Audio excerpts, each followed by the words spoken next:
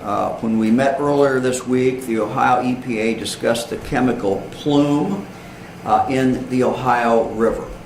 I'm happy to report this morning that sampling has shown that the plume is now completely dissipated. It was never thought to be a threat, but they could get slight detections.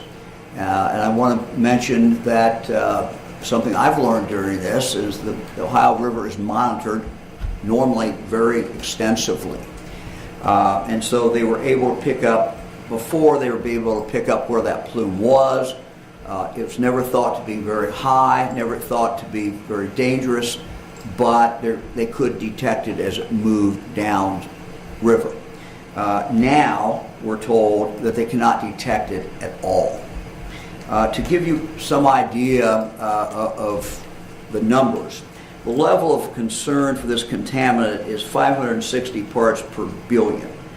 Readings yesterday, when we could still get a reading on it, were under 3 parts per billion. So again, level of concern 560. Yesterday it was at 3.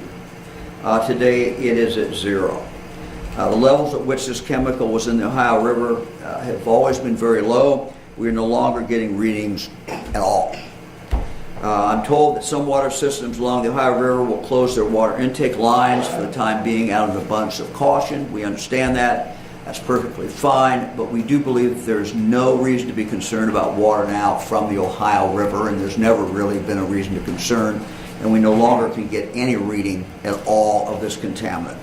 Let me go to the local creeks.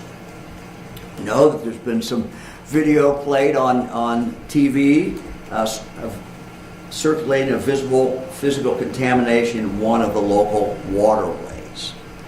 A section of Sulfur Run that is very near the crash site remains severely contaminated. We knew this. We know this.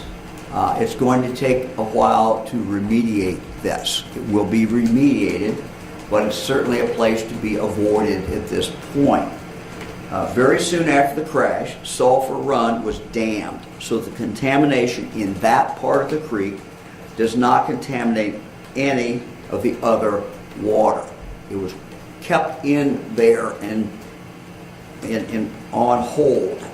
In fact, teams are pumping clean water from the point of the eastern dam, funneling it away from the contaminated section of the creek and releasing it back into Sulfur Run at the western dam. So diverting it around where the contamination is.